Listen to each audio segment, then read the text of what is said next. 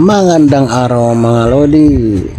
Siya pala, punta muna tayo ng bayan. Malingki muna tayo para mayroon tayo maulam.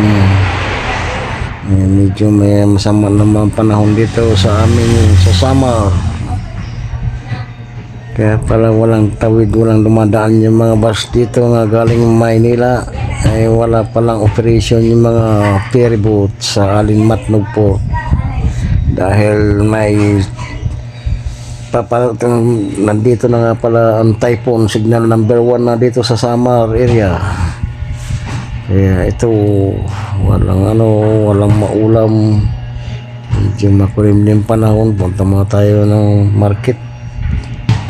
Nagpapamalingki man lang tayo guys para mayroon tayong maulam.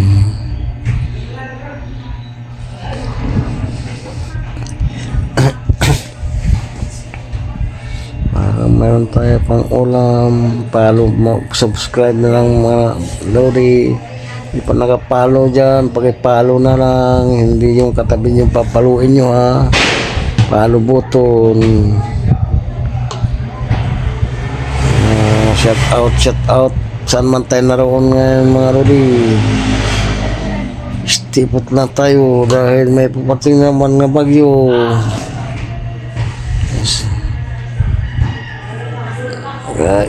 Ingat ang lahat mga lods. Bago tayo lumabas ng bahay ay huwag kalimutan ang ating mahal na puon.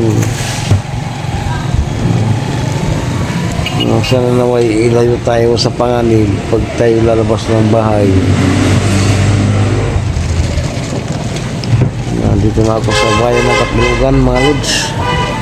Papasok na ako ng Grand Terminal ng mga buses sa mga iba-ibang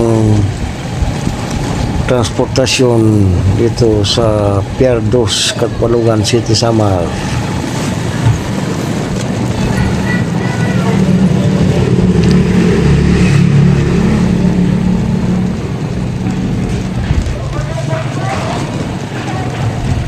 Pasok tayo ng terminal. Hanggang dito na mga lods, hindi magtatagal ang aking short video para mayroon lang tayo ma-upload sa ating YouTube channel. Hanggang dito na lang ang mga lods. Salamat.